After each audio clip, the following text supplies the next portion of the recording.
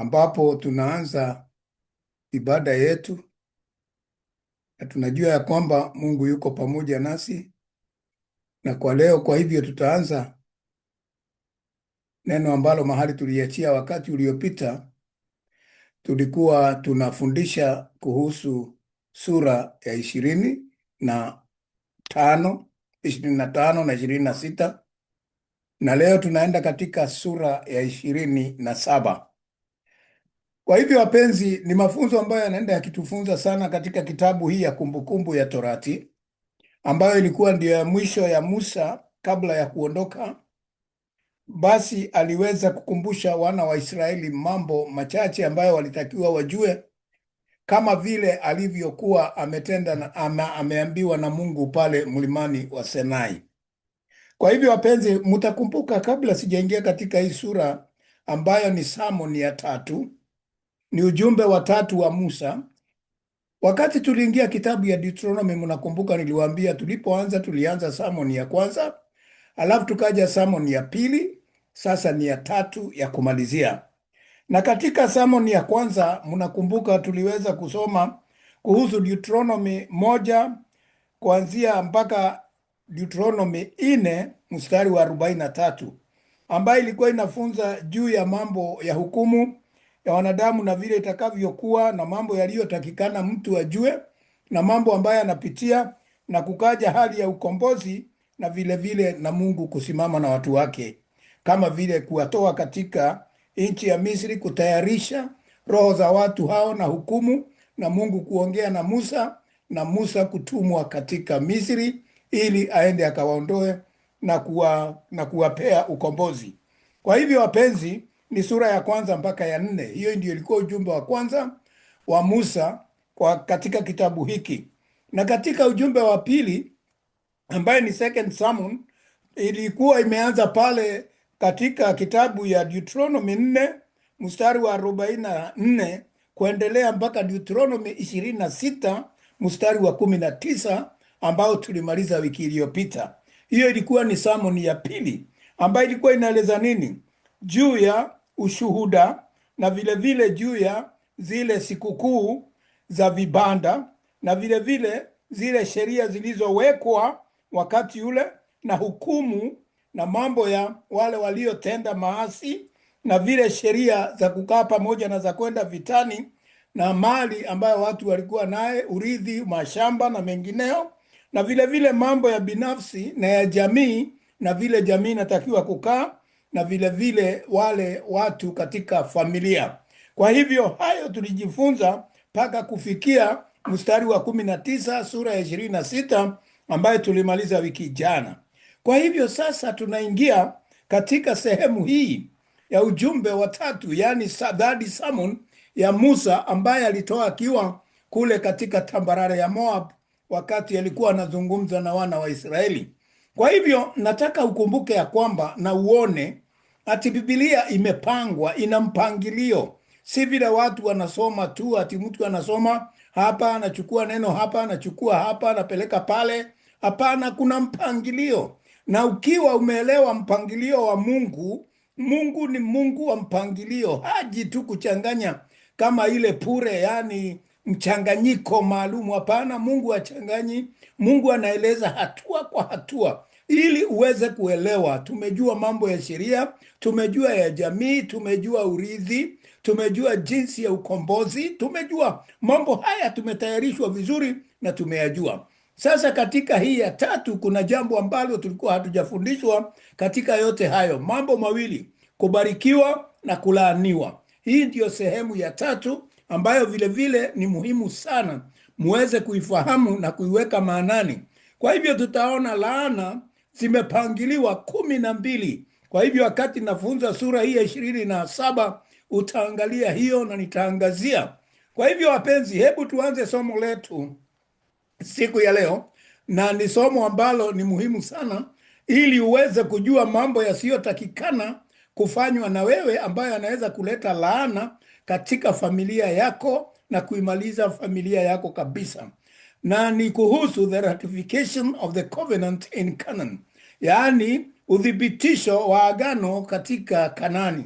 Walipofika huko, mambo yalikuwa ni mengine, na sasa walikuta watu huko ambao wanaishi walikuwa na tabia zao, mila zao, tambaka na desturi zao tofauti, na Mungu alitaka kuwaonya wasije wakaingiana na watu hao wa mataifa na kutenda jinsi wanavyotenda, kwa sababu tayari walikuwa wamechaguliwa kuwa taifa teule ambalo ni taifa la Mungu. Hawangeweza kujichanganya na watu wa ulimwengu. Na ndivyo ilivyo ninyi mliookoka, ninyi ambao mmetolewa katika ulimwengu na mkafanyika wana wa Mungu. Ninyi ndio mnaambiwa msijichanganye na watu wa ulimwengu, kwa sababu watu wa ulimwengu wanafanya mambo mengi ambayo Bwana hataki muingilie kati yao, na wengine wetu tulitolewa mambo hayo wakati tulipokuwa Misri na tukaletwa katika ufalme wa Mungu. Kwa hivyo hii ni muhimu sana, na kwa hivyo kitu cha muhimu kwanza ilikuwa ni kusimamisha madhabahu, erection of the altar. Kwa hivyo kusimamisha madhabahu ama kupanda madhabahu. Nakumbuka hata mtu wa Mungu ambaye anaitwa Yeremia, wakati aliambiwa ng'oe mambo yote pale Yeremia 1, ng'oa yote, maliza, choma, fanya kila kitu, alafu upande upya. Hivyo ndivyo ilivyo, na hapa ndio tunafundishwa mambo haya. Tuingie kwa undani. Watu wa Mungu si watu wa kuchanganyana na watu wa ulimwengu na kutenda vile wanavyotenda, kwenda katika raha zao na mambo yao na mambo wanayotenda ambaye ni kinyume na Mungu kulingana na maumbile yake. Kwa hivyo tuangalie sana katika mstari wa kwanza. Basi tuone Musa anaambiwa namna gani. Basi Musa na wazee wa Israeli wakaagiza wale watu, wakawaambia, shikeni maagizo yote ni waagizayo leo. Kwa hivyo Musa alisimama mbele ya wana wa Israeli, akawaita, akawaambia ya kwamba, na alikuwa ameita hata wazee wawe pamoja naye, kwa sababu wazee waliokuwa katika baraza, unajua ni wazee wangapi? Walikuwa wazee 70 ambao walikuwa pamoja na Musa kila wakati.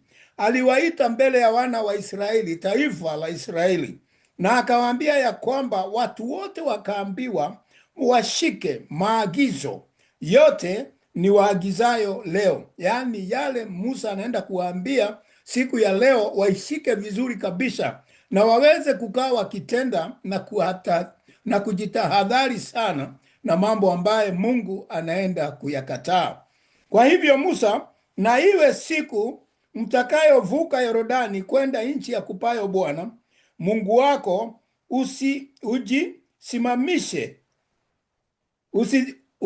ujisimamishie mawe makubwa. Kwa hivyo anaambiwa ya kwamba Israeli wanaambiwa wakati mtavuka Yordani, yaani mkivuka Yordani kutoka katika ulimwengu muingie katika nchi ya ahadi ambaye mtaridhi, mtafanya jambo moja, mtasimamisha mawe makubwa. Mawe haya makubwa ukayatalize matalizo, yaani haya mawe utayatararisha, utayaweka vizuri, uyaweke vile inatakiwa. Nakumbuka tutakumbuka wakati tunasoma Joshua, utaona ya kwamba walipokuwa wanaingia wakivuka Yordani, waliweka mawe 12 ndani ya katikati ya mto wa Yordani ndio waende ng'ambo ya pili. Hapo ndipo kusema ya kwamba wameweka nadhiri na Mungu ya kuweka madhabahu, ati wanapoingia katika ile nchi hawatarudi nyuma, watafanya mapenzi ya Mungu. Kwa hivyo wakaambiwa watayarishe hayo mawe makubwa, si mawe ya kawaida, si ile ndogo ndogo kama ile Daudi alitumia kumuua Goliathi. Kwa hivyo wapenzi, uyaandike maneno haya, wakaambiwa wayaandike yote ya Torati juu yake. Yaani katika hayo mawe kile watakachofanya wataandika mambo yote ya Torati, zile amri za Mungu na mambo yanayotakikana. Na unajua zimeenda zikiongezeka kulingana na vile Waisraeli walivyosoma mambo ya sheria katika mlima wa Sinai. Utaona ya kwamba zimeandikwa zote zikiwa 613, lakini hasa ilitakiwa zile amri 10 za Mungu ziandikwe katika mawe yale, ili wana wa Israeli wasije wakasahau, kwa sababu ilikuwa ni kuweka madhabahu. Utakapokwisha kuvuka ili upate kuingia nchi ya kupayo Bwana Mungu wako, nchi imiminikayo maziwa na asali, kama alivyokuahidi Bwana Mungu wa baba zako, Kwa hivyo ukishaweka ahadi hii ni madhabahu. Wakati wote unapoingia katika ufalme wa Mungu uliweka madhabahu. Akaambia Mungu ya kwamba sintarudi nyuma, Baba, nitakutumikia na nitakaa katika amri zako. Kwa hivyo hiyo madhabahu ni mawe ambaye alitumikia kwa kuteketezea mwana kondoo. Kwa hivyo tuangalie, kuteketeza ni kule kuleta wokovu kupitia kwa Kristo. Mnakumbuka zile dhabihu za kuteketezwa. Kwa hivyo itakuwa ili uweze kuingia huko na uweze kurithi ule utajiri wa maziwa na asali, ni lazima uweke madhabahu, ambayo utakumbuka hata mtu wa Mungu ambaye anaitwa Abrahamu, yeye alipoingia katika Shekemu, nchi aliyoambiwa aende kusini na Bwana Mungu, yeye alipofika huko, kitu cha kwanza aliweka madhabahu. Hata wakati naye Jacob aliporudi baada ya kutoka kule kwa Shekemu, mahali alipokuwa na shida kwa msichana wake Dina, alienda na akaweka madhabahu pale pale Abrahamu alipoweka. Na wewe mtu wa Mungu, mahali ulipotolewa katika mambo ya ulimwengu ukaingia katika wokovu, ni lazima uweke madhabahu. Roho yako, moyo wako uweke madhabahu ndani yake. Ujue wewe ni hekalu takatifu ya Mungu, ukae katika utakatifu. Acha kujichanganya na mambo ya dini, acha kujiwekelea mambo mengi, doctrine ambazo hazifai, zinakuambia usifanye hivi usifanye vile. Uwe mtu ambaye anaongozwa na Roho, na ndiyo neno la Mungu linatufunza. Yesu akasema wakati Roho wa Mungu atatujilia, ndipo tutapokea nguvu na tuweze kuwa washuhuda. Hatuwezi kuwa washuhuda wa mambo ya dini, kwa sababu kuna dini tofauti. Kuna SDA, kuna Catholic, kuna PCA, wote wana mambo yao, na nyingine nyingi, hata Freemason na zingine za shetani, zote ziko, hizo zote ni dini. Kwa hivyo wapenzi, hatuwezi fanya kama dini. Sisi ni watu tunaomwamini Mungu aliye hai, ambaye Mungu ni Roho. Na iwe mtakapokwisha vuka Yordani, muyasimamishe mawe haya ni waagizayo hivi leo katika mlima Ebali, nawe yatalize matalizo. Kwa hivyo kitu cha kwanza wakati mutaingia, sasa tumeambiwa kitu cha kwanza tukishaingia, mawe tutayasimamisha vizuri kama vile tunaagizwa na Musa. Na sasa tumeambiwa kwanza tutasimamisha katika mlima wa Ebali, the mountain of Ebal. Sasa palikuwa na milima miwili, mlima wa Gerizim na mlima wa Ebali. Tunaanza na mlima wa Ebali ambao ni mlima wa laana, ambapo tutaangalia sana mambo ambayo Mungu anatuambia. Kwa hivyo mambo ni mawili, kubarikiwa na kulaaniwa. Kwa hivyo katika mlima wa Ebali mtaweka yale mawe, nawe yatalize matalizo, yaani vile utaambiwa uitayarishe vile Bwana anavyotaka itayarishwe, na huko umjengee madhabahu Bwana Mungu wako, madhabahu ya mawe. Usitumie chombo cha chuma juu yake. Kwa hivyo haya mawe hautachonga, usichonge kabisa kwa mawe, ama kuiweka vile wewe unatakaga ationekane maridadi ama nini.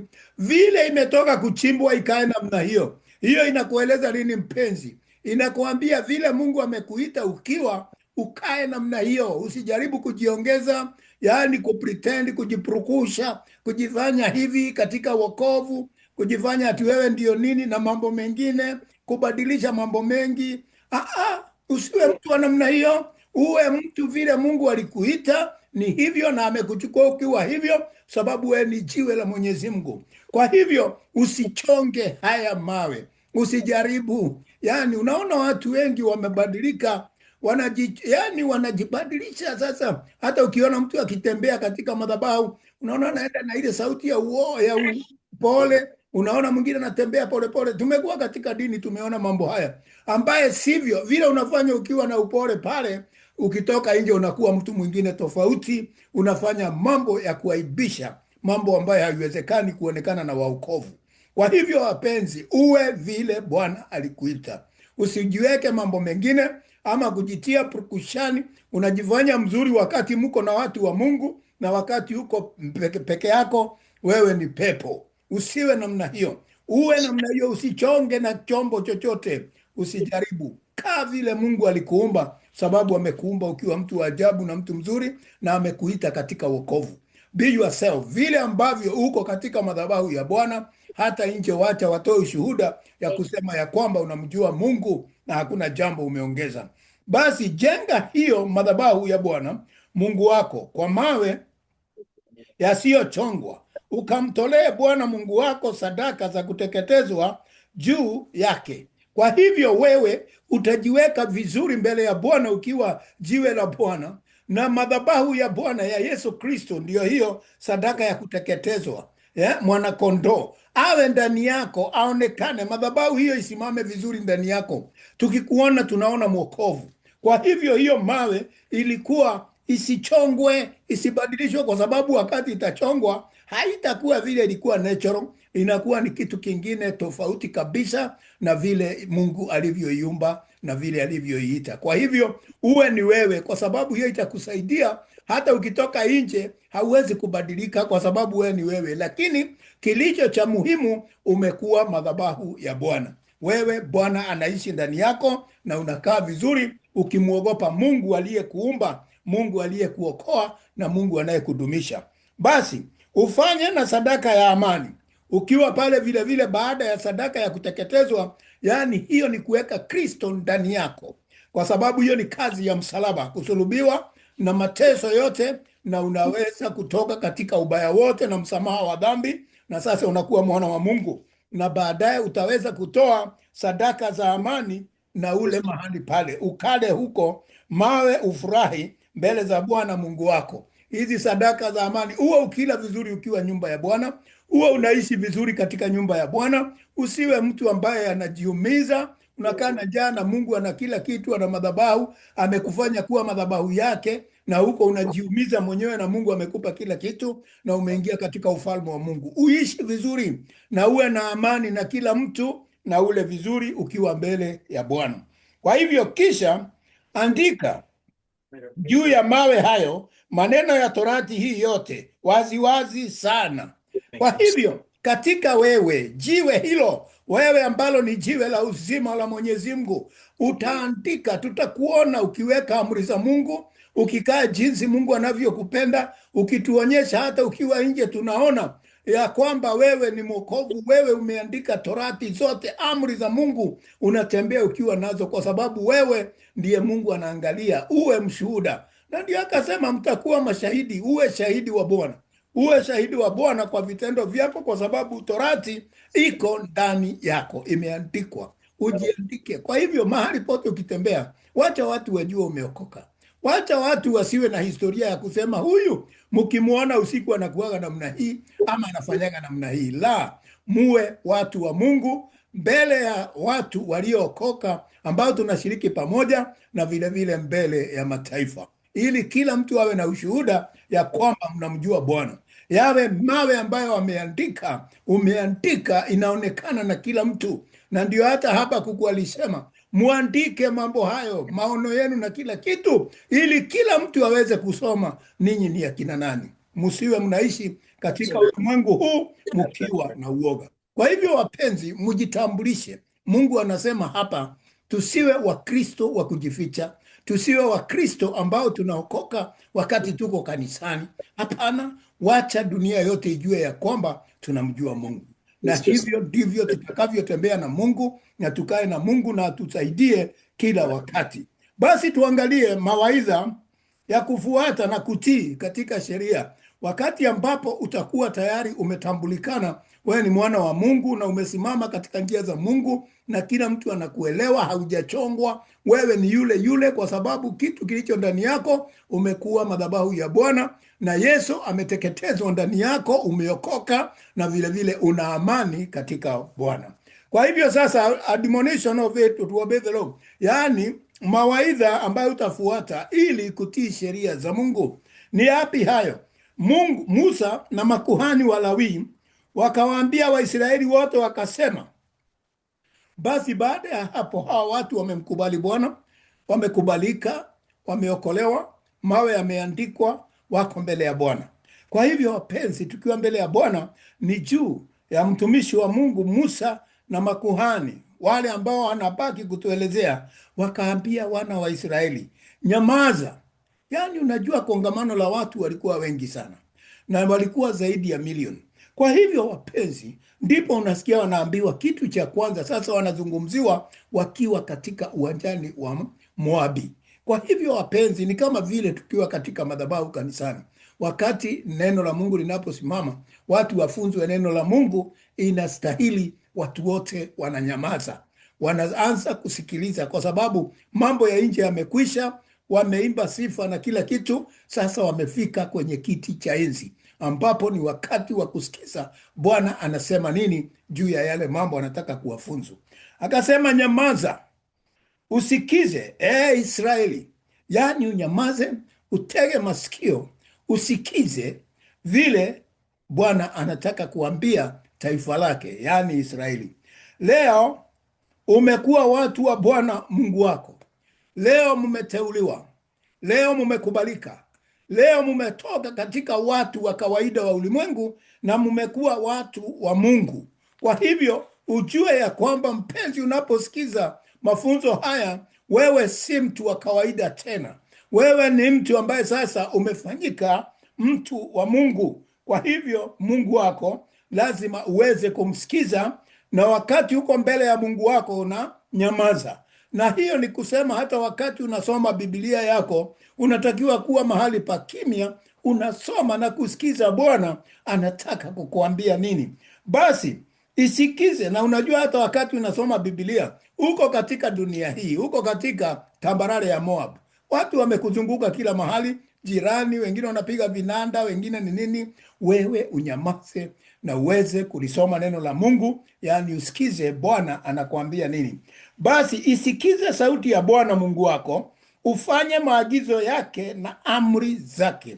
Ufanye maagizo ya Mungu na amri zake anazokuambia, ni kuagizavyo leo. Ile Bwana anakuambia, wakati ule unakuwa mbele ya Bwana, lazima unasikia Bwana anasema nini.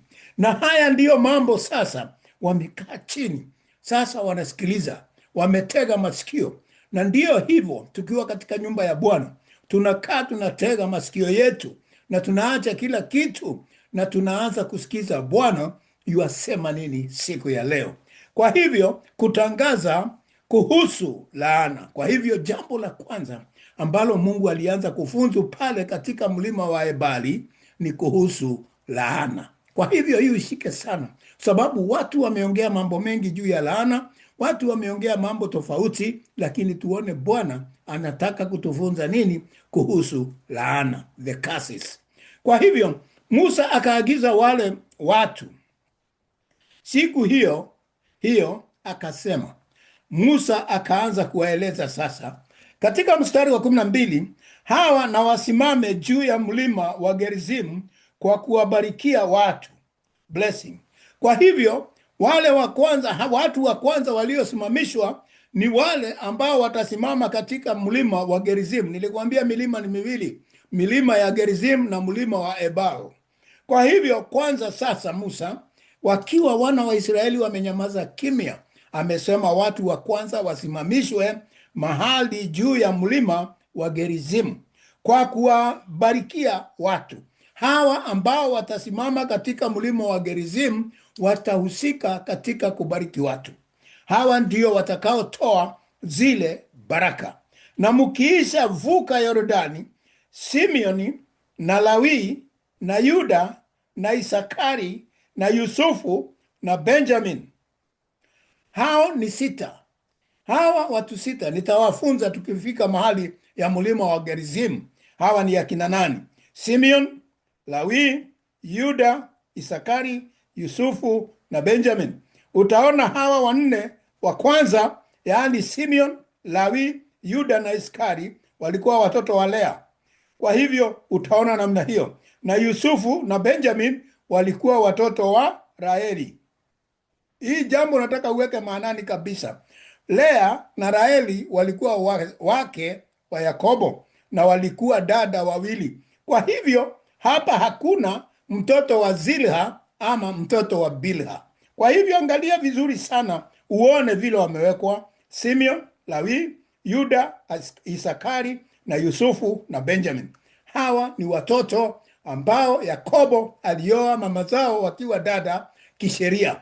Kwa hivyo si watoto wa watumwa, si watoto wa zuria wa nani? Wa Yakobo. Kwa hivyo hawa ndio wanaenda kutoa baraka za kubariki, blessings. Na hawa usimame juu ya mlima wa Ebali kwa laana.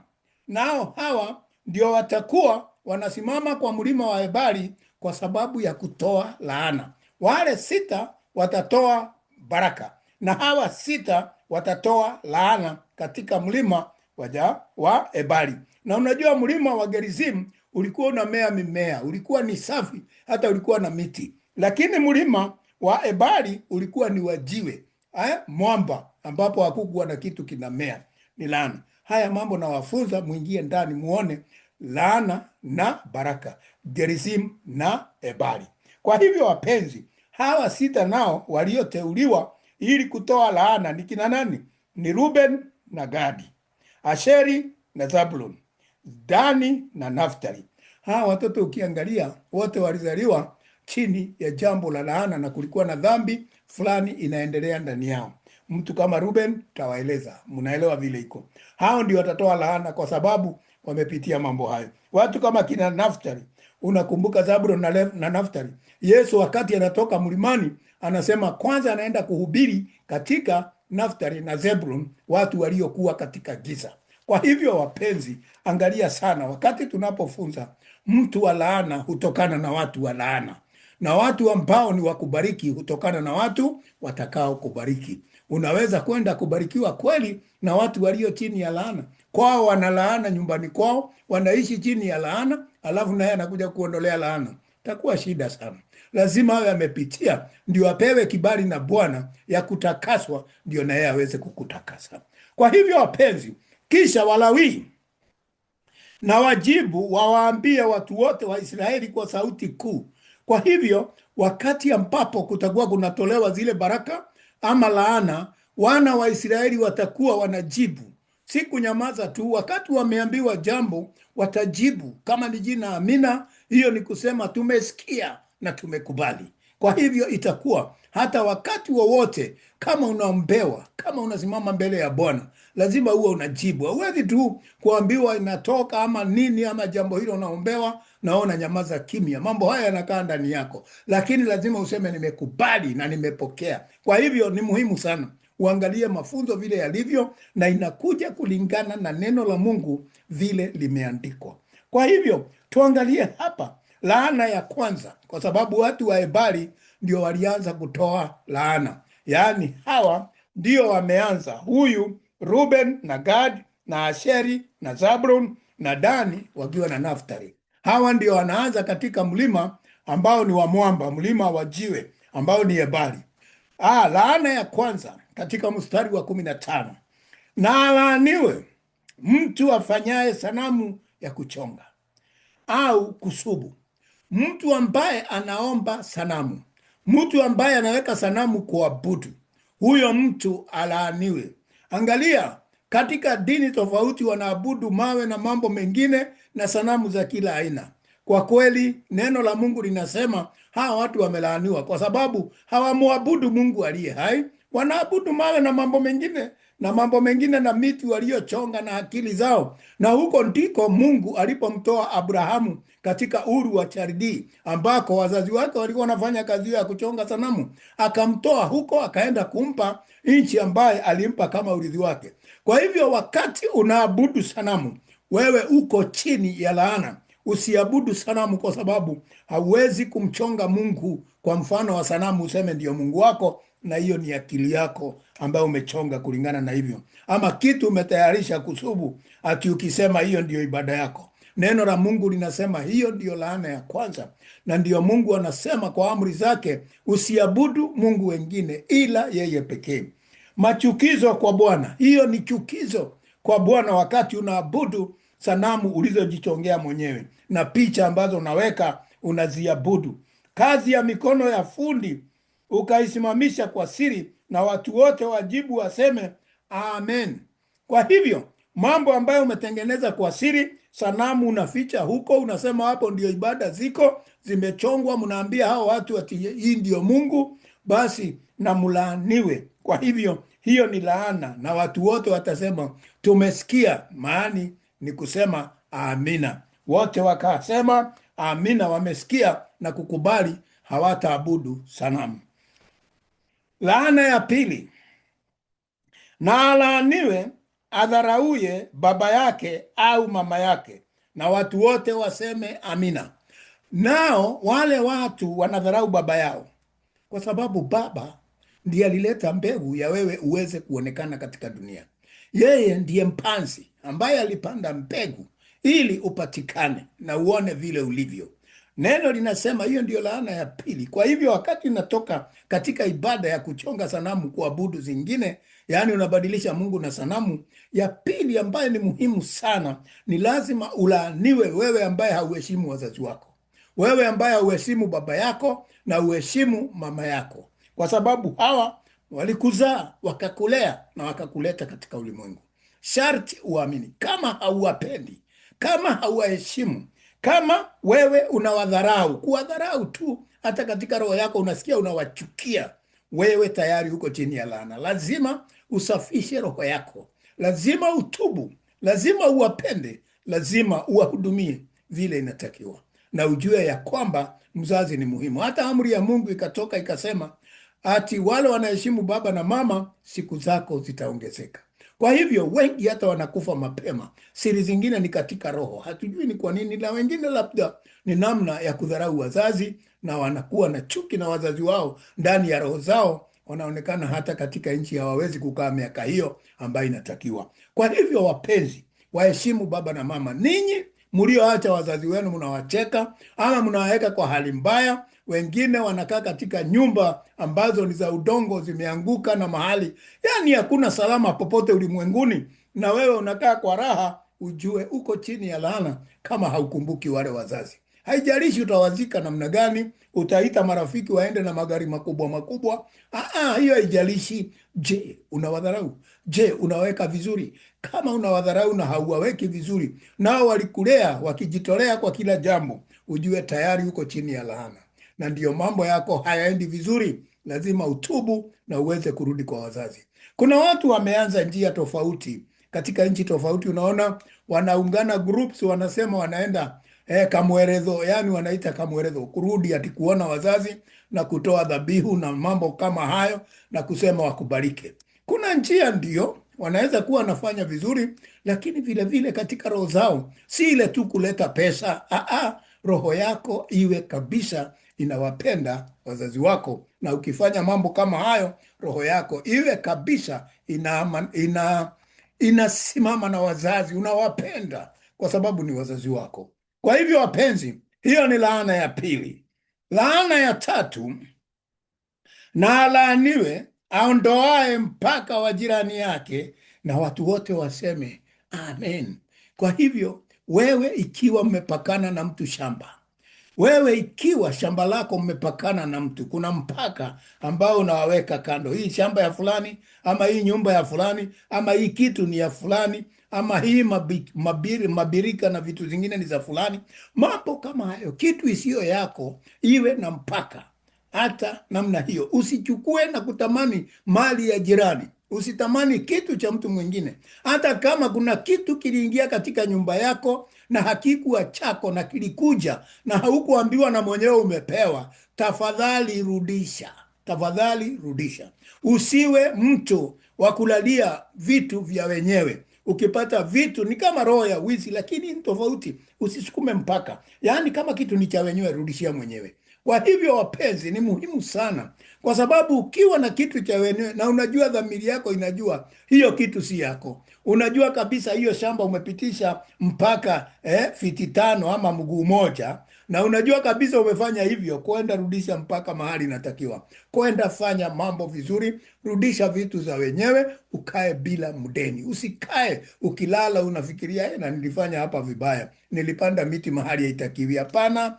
Kuwa mtu huru katika ufalme wa Mungu. Hatukui watu wa kukaaga na ndoto ya ile mambo tulifanya mbaya. Unakaa, tumeambiwa tukule dhabihu za amani baada ya kumpokea Kristo kwa sadaka za kuteketezwa.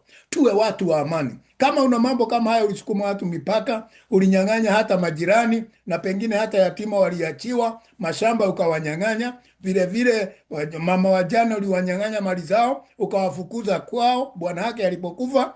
Haya mambo yote ni kuingia mpaka wa wenyewe. Wewe umelaaniwa, hata ukiwa unaongoza kanisa, hata uwe umevaa nguo za kanzu za namna gani, wewe tayari uko chini ya laana. Rudisha vitu za watu, kaa mpakani unaokufaidi wewe, ukae na vile vitu Mungu amekubariki navyo. Mpaka iwe kama umepewa sawa, kama haukupewa rudisha, na ukae na shamba yako na utosheke vile Mungu amekubariki. Na wote waseme amen, ati wamesikia. Laana ya 4, na alaaniwe apotezaye kipofu atakosa njia. Na watu wote waseme amen. Yaani wakati unatembea ukute mtu hana macho, kipofu, haoni, wewe anakuambia nataka kwenda huku, naona mpeleka njia ingine kwa sababu haoni, wewe tayari umelaaniwa kwa sababu umempoteza. Na si kipofu tu wa macho, mtu ambaye amekuja kukuuliza mawaidha, mtu amekuuliza, hapa nina shida ya namna hii na sijui nitafanya nini, nisaidie, na wewe unamuonyesha njia ile mbaya ya kupotea, ili apotee na mali yake ipotee, ama watoto wake wafe, ama yeye aende kifoni, wewe tayari umelaaniwa. Mtu akija, kama unajua jambo hilo haujui, lile anataka umsaidie kwa sababu yeye ni kipofu, haelewi. Kama hujui, sema hujui, na aende atafute mtu mwingine anayejua. Usimdanganye, umpeleke njia nyingine ambayo unajua ni njia ya kifo, ni njia ya kuharibu mali yake, ni mahali pesa zake zitapotea na hata zipata tena. Wewe ni mtu mwovu, wewe ni mbaya, wewe ni laana, wewe umelaaniwa. Na watu wote wa Israeli, watu wanaomjua Mungu na wanaosikiliza mambo ya Mungu wakiwa wamenyamaza, wakasema amen, tunakubali. Na ni hivyo hivyo wapenzi, wewe ninaye kufunza siku ya leo, unanisikia siku ya leo, unasikia na masikio yako, umefungua redio yako ama runinga, unasikiliza na sasa umejua. Kwa hivyo ikiwa umetenda jambo hilo, tubu na usirudi kulitenda tena, ukae katika ufalme wa Mungu. Usimpoteze kipofu njia. Mtu ambaye hajui jambo usimpoteze zaidi, bali kama hujui, mwelekeze kwa mtu anayejua, na kama haujui hivyo, mwambie hujui, atatafuta mahali pengine. Na alaaniwe apoteaye hukumu ya wageni. Na wewe ikiwa mgeni amekuja, si mtu wenu, kwa mfano makabila, mtu asiwe wa kabila lako aje na ana kesi na wewe, ni watu wa kabila, mnajipenda tu na mnakuwa kabila lenu, basi huyu mtu mseme ni mgeni, mumtolee hukumu isiyofaa. Hiyo ni makosa, hiyo ni laana. Hukumu inatolewa nzuri kwa kila mtu aliyeumbwa na Mungu. Na yatima, ama kwa yatima, mtu ambaye hana mtetezi, ambaye baba yake amekufa ama wazazi wake wamekufa wote, awe kiate. Na mjane asiye na bwana, ambaye mume amekufa, aliyefiliwa na mumewe, basi usitoe hukumu ya kufinyilia, hukumu ya uongo.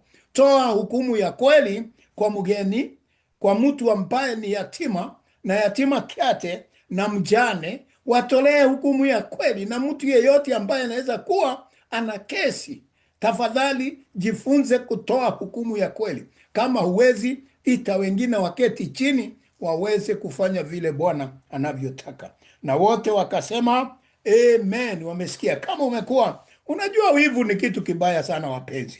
Mtu akiwa na wivu anaweza fanya lolote ili mtu mwingine asifaulu.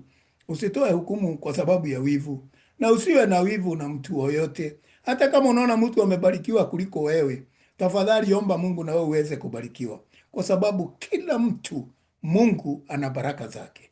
Lakini wengine kwa wivu huwa hawafikii, kwa sababu hata hawana wakati wa kuomba Mungu. Kazi yao ni kuangalia wengine wamebarikiwa namna gani.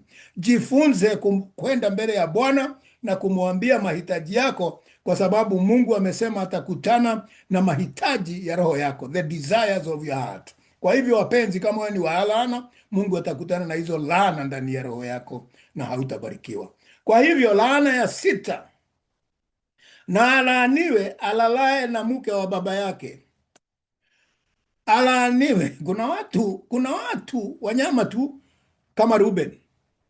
watu wabaya tu, yani watu ambao hawana hawana adabu, hawana, yani mtu amezaliwa na babaye na mamaye, halafu baadaye unasikia analala na mama yake, ama mama ambaye baba yake awe na wake wawili ama watatu na analala na wake wa baba zake, kama vile huyo Ruben alivyofanya, na kama vile tunasoma katika magazeti na mahali pengine, watu wameingia katika hizi tabia. Vijana wanatenda mambo mabaya sana, wanachukua wake za babake. Ni kama vile kijana mmoja wa Daudi, wakati Daudi aliondoka, wakati kijana wake alitaka kupindua serikali yake, yeye alipanda huko juu Absalom, na akalala na wale wanawake walikuwa wakilala na baba yake.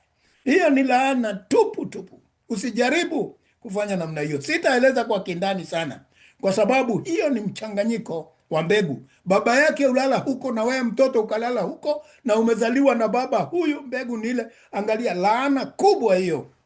Mungu amekasirika sana. Alaaniwe huyo mtu ambaye anatenda mambo na kama hayo, kwa kuwa amefunua mavazi ya babaye.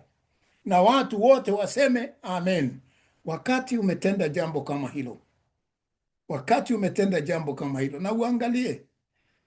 Sitaki kueleza juu ya kina Hanithi na wengine, sababu hapa haingii. Hapa inaingia mama, mke wa baba, na umetenda namna, umetoa uchi wa baba yako, umemtoa nguo, na ni vibaya, kwa sababu mnakumbuka Nuhu na watoto wake, jinsi alivyokuwa mlevi na jinsi alikaa, na mambo yakaingia laana katika ulimwengu. Muangalie sana jambo hili tafadhali, tuheshimu baba zetu na wake zao. Kwa hivyo wapenzi, hiyo ilikuwa ni laana ya 6 ambayo ilikuwa mbaya vile vile. Na alaaniwe, laana ya 7, na alaaniwe alalaye na mnyama wa aina yoyote, na watu wote waseme amen. Na yule mtu ambaye analala na paka, umbwa, ng'ombe, mbuzi, wanyama wote.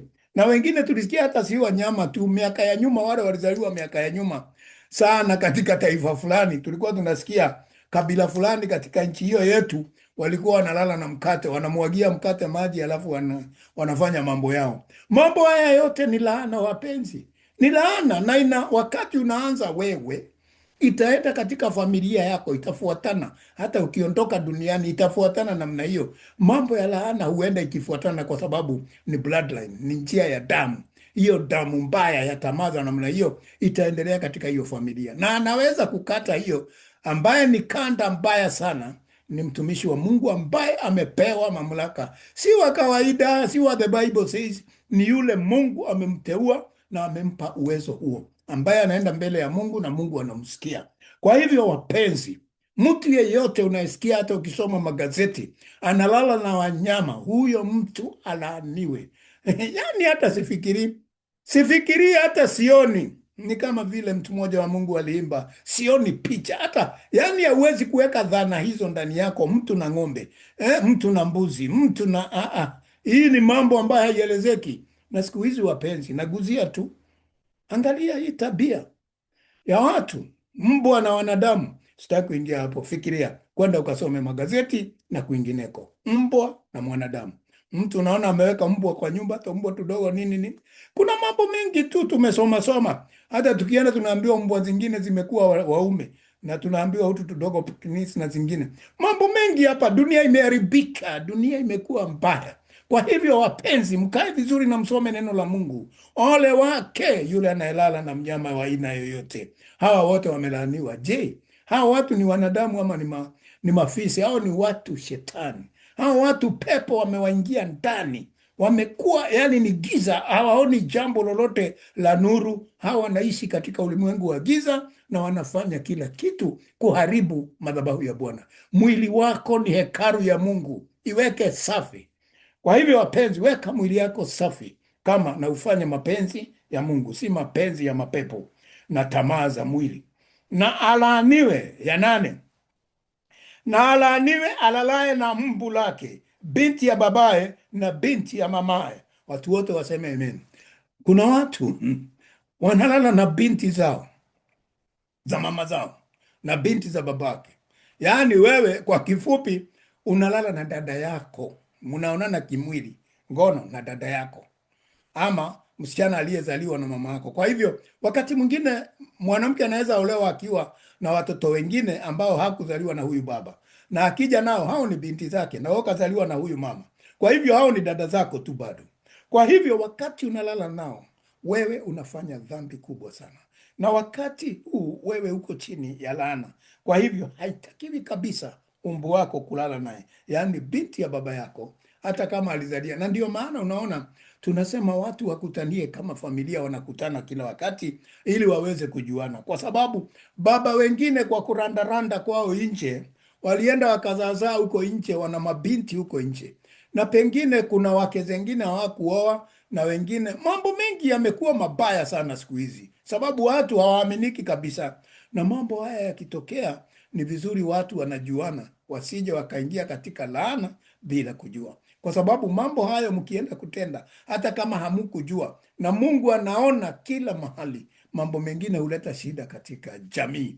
Na ninakwambia nini, watu wa Mungu, mjifunze kutubu na kutoa madhabahu, vile tumeambiwa, madhabahu ya kuteketezwa na kula mbele ya Bwana, madhabahu sadaka za amani, ili Mungu awasamehe hata yale mambo ya kale yamekwisha. Neno hilo litendeke katika maisha yenu, ya kale yamekwisha, munakuwa viumbe vipya katika Kristo. Kwa hivyo ili mambo mengi ambayo yalitendeka kabla haujajuana na Mungu yasiweze kukufuata na jamii yako. Kwa hivyo ni vizuri tujifunze sana kutoa dhabihu za Mungu na kumwambia Mungu tunakata hizo laana za zamani ambazo sisi hatukujua na zilitendeka. Yaani mnakuwa watu wapya katika Kristo. Hiyo ndio imetufanya wengine kama sisi kusimama imara, kwa sababu tulikata hizo na tukakataa kabisa, kwa sababu katika familia kulikuwa na mambo mengi ilikuwa ikifanyika na sisi hatukujua. Wakati Bwana alituita, tulikataa hiyo mambo ya kale yakakwisha, na tukakuwa taifa mpya katika Kristo Yesu. Na ndio tunaambiwa katika Wakorintho wa kwanza 5:17 ati tumekuwa taifa jipya. Sisi si watu wale wa zamani, sisi ni watu ambao tumekuwa tofauti, lakini lazima uamue mwenyewe. Lakini ukifuatana na hiyo mambo kila wakati, itakuwa imekuweka katika laana na maisha yatakuwa magumu sana kwako. Unaona mambo mengi yanatendeka kwa watoto wako, na wengine unauliza ni kwa nini? Ni kwa sababu haujakata hizo kanda na haujaamua. Amua sasa, wewe ndio umeitwa na Bwana. Basi ya kale yakwishe na uwe kiumbe kipya katika Kristo, na ataleta mito mpya katika majangwa na kila mahali, na utapokea baraka.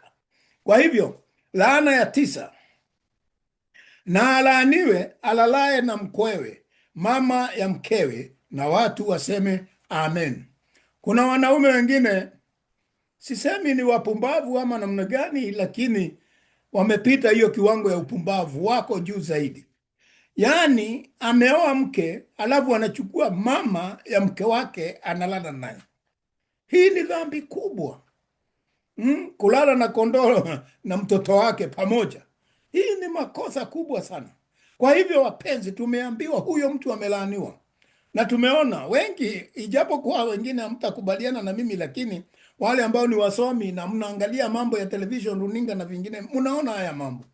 Hata kwetu katika nchi tulizotoka, unasikia mama amechukua ni mtoto wake na nini, mambo kama haya yamefanyika. Na unasikia mzee anawacha mke wake, anachukua mama ya mke wake, anamfanya mke wake. Hizi ni laana. Ndio unaona familia zingine hazitaamuka, zinakaa katika laana. Mnajiuliza kwa nini hao watu na wana mali na kila kitu na nyumba zimelaaniwa? Ni hiyo mambo ambayo watu hawafundishi kanisa. Wachungaji hamfundishi kanisa mambo haya, hamuambii, munarukaruka tu na muambii ukweli. Ukweli watu waambiwe, wajue ukweli, naye ukweli iwaweke huru. Kwa hivyo wapenzi, mtu ambaye analala na mkwewe, huyo ni laana. Na ya 10, na alaaniwe ampigaye mwenzake kwa siri, na watu wote waseme amina. Yule mtu anapiga rafiki yake kwa siri, mwenzake. Mnatembea na mtu unajifanya wewe ni rafiki yake sana, hata mnakula pamoja nini, kila kitu, kama vile Yesu wakiwa na yule ambaye ni mwenzake, wakati ambapo ule alimpeleka mbele ya kina na kumuuza. Unanielewa? Kwa hivyo walikula katika kikombe kimoja, walitumbukiza mkate pamoja. Na unaona ya kwamba huyu ambaye alitenda mambo haya ni mtu ambaye mnaye kila wakati. Adui yako hatoki mbali, ni yule mnatembea naye kila wakati. Amekuwa mtu mlonzi, mtu mwongo, mtu mrogi. Huyu anakudanganya sana, mnacheka. Ile habari anapata yako, anakimbiza mahali pengine, anaanza kukupagia mipango. Akijua umefaulu, umejenga nyumba, ukienda kuambia waje wafungue nyumba, wanakuja wanafungua, lakini wengine wanaweka vitu zingine chini ya viti, wengine wanapasua viti yako, mambo mengi. Wengine wanasema kwa nini ulale nyumba hiyo, wewe kufa. Mambo kama haya ni walogi hawa. Unafanya nini? Unamuua mwenzako kwa siri, unampiga kwa siri. Wewe unasema huyu nitaenda mpaka kwa Kabwera kwenda kumtafutia madawa afe. Siku hizi nasikia watu hata kwa ndege wanakuja na madawa hapa Marekani. Wengi wanakuja wanasema kwenda ukatuletea madawa kutoka Tanzania. Kwanza Tanzania siku hizi, ngoja nikwambie, sikilizeni vizuri. Hata mahali tunaishi hapa kuna watu wamebeba madawa kutoka Afrika wameleta ili kuharibu wengine. Wewe jua, tunawajua mahali unaishi, hata kama huko Australia, huko UK, huko Russia, huko Amerika, huko kila mahali. Kumbuka adui yuko karibu. Watu mnaoishi nao wanajileta karibu kwako. Wengine wanatafuta njia ya kukumaliza. Na kwa hivyo Mungu anasema hawa watu wamelaaniwa, na wengi wanafanya kazi kwa madawa. Na mambo haya muangalie sana, na mjue ya kwamba hauwezi kataa Mungu na ukatae shetani. Lazima uwe upande moja. Kuna watu wa mashetani na kuna watu wa Mungu. Wewe jua uko namna gani na uko upande gani. Na tunakaa nao, wanatuchekesha katika pati, wanatuambia vile wanatupenda, lakini hawa ni watu ambao sijui ndawaita nini, makhnufu, watu ambao ni wabaya kabisa, watu katili, wanakuua katika siri, wako kati yetu. Kwa hivyo wapenzi, kaeni upande wa Bwana, muwe madhabahu ya Bwana. Hawa watu wakija na mambo yao hawatawapata, kwa sababu mumefichwa katika uwepo wa Mungu. Na watu wote waseme amen, wamesikia kuna mambo kama haya. Na vile vile katika 11, laana ya 11 inasema nini? Na laaniwe atoae ujira wa kumuua asiye makosa. Na watu wote waseme amen. Wewe ambaye unapanga mpango mbaya ili mtu auawe, unatoa pesa ujira ili mtu aende akauawe, kama vile mnasikia hata katika siasa za nchi fulani, watu wanatoa watu wanawaweka pamoja na polisi, wanaenda kupiga watu, na wameua watoto, wameua vijana Gen Z na wengine. Hata katika nchi za Afrika Mashariki, watu wauaji hawa katili ambao wanaenda wakiwa na watu wengine wamebeba miundu ya kupiga watu na kuua bila sababu. Hawa watu wako chini ya laana, na usidanganywe na mtu ati wataokolewa. Hakuna kuokolewa. Wameua, wamepiga bila hatia, wamefanya bila makosa yoyote, wamefanya hiyo, basi tayari neno la Mungu limewahukumu. Hawa watakufa, na kabla ya kufa watateseka, na uzao wao utakaa chini ya laana, na pengine mpaka wakati mtu mmoja Mungu atamuguza aweze kuokoka na kukatika kutoka kwa hiyo laana. Hao na uzao wao kwisha, wamelaaniwa. Wakati wote utatoa pesa ili mtu akaende kufanyiwa mabaya akauawe, ili wewe ukae vizuri, ama iwe furaha yako, hata kama upati chochote. Wewe muuaji wa siri, Mungu na akulaani. Umelaaniwa na hautapata amani, na uzao wako utakaa chini ya hiyo laana. Laana ya 12, na alaaniwe asiyeyaweka imara maneno ya torati hii. Yule yeyote ambaye hafuati torati hii, hafuati amri za Mungu, hafanyi mapenzi ya Mungu, huyo tayari amelaaniwa. Amelaaniwa kwa sababu hafanyi mambo ya Mungu na amekataa kuandika daftari zake za torati katika roho yake, katika hekalu yake. Huyo alaaniwe, na watu wote waseme amen. Kwa hivyo wapenzi, tutakoma mahali hapo kwa leo. Na unaona hizo laana 12 ukiangalia zimesambaa, zimeendelea, kwa sababu kwa kila laana kuna mambo nimeguzaguza inaendelea huko ndani, inatambaa, ina mizizi, inaenda kwingi. Kwa hivyo utaangalia ile laana pengine imeguza familia yako, ama watu ambao unajua, ama mtu ambaye ulisikia mambo yake, uone ni kwa nini mambo hayo yalimtokea. Ni kwa sababu ya moja ya laana hizi ambazo imekuwa katika yeye na katika jamii zao na ukoo zao. Basi wapenzi, kumbuka ambao hawa ni watoto. Ruben alikuwa ni mtoto wa nani? Wa Lea. Kwa hivyo, kwa sababu ya dhambi yake, yeye aliwekwa kwa upande wa kulaani, kwa sababu roho ile ilikuwa inamwandama, ni roho ya namna hiyo. Na kwa hivyo mwingine ni Gadi ambaye alizaliwa na Zilha ambaye alikuwa ni mtumishi wa Lea. Kwa hivyo huyo naye vile vile alizaliwa nje ya ndoa ya Lea, na yeye alisema tu ni bahati amepatikana katika nyumba ile, ndio maana yake. Na Asheri ambaye vile vile alikuwa mtoto wa Zilha, alikuwa mtoto wa nane. Basi naye vile vile Lea alisema heri yeye, kwa sababu amepata kutoka kwa mtumishi wake Zilha. Na vile vile huyu Zabulon alikuwa ni mtoto wa Lea, na vile vile ni kwa sababu nini? Mahari iliyotolewa na mambo waliokuwa akifanya yeye na Naftali, walipenda sana mambo ya kichawi, waliingilia sana mambo hayo, yeye wakiwa na Naftali, na ndio ambaye alikuwa ni mtoto wa Bilha, yaani kutoka katika nyumba ya nani? Ya Raheli. Kwa hivyo wakiwa na Dan vile vile ni wa Bilha. Hawa wakiwa wote ni watoto wa Yakobo, wa mbegu ya Yakobo, lakini walizaliwa na mama tofauti. Kwa hivyo utaona ya kwamba hawa wawili tu ndio walikuwa wamezaliwa na Lea, Zabulon wakiwa na Ruben, nao walikuwa na tabia ambazo hazikuwa nzuri. Lakini Gadi na Asheri walizaliwa na Zilha, mtumishi wa Lea, na vile vile Dan wakiwa na Naftali walizaliwa na Bilha, mtumishi wa Raheli. Kwa hivyo hao ndio waliwekwa upande wa laana, nao ndio walikuwa katika mlima wa Ebali watoe hizo laana. Kwa hivyo wapenzi, tutaangazia wiki ijao mahali tutakaporudi tuweze kusoma na kuendelea juu ya baraka katika mlima wa Gerizimu. Kwa hivyo Mungu awabariki sana, awatende mema, na leo tumejifunza hayo, na Mungu wetu ni mwema. Muinuliwe na utukufu wa Bwana uwe pamoja nanyi mpaka tutakapokutana tena.